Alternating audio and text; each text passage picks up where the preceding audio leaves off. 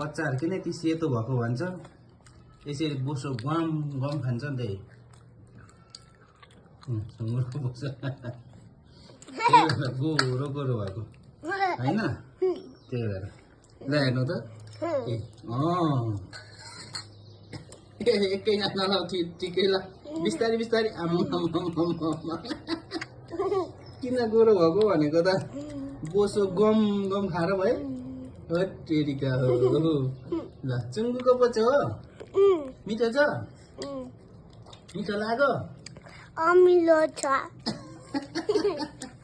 धेरै खाएपछि अमिलो त हुन्छ त ल उसोजनले पनि फेरि खोइ देखाउ त बोसो ओहो ल खाऊ गम्मै हो एकै गाँसमा हो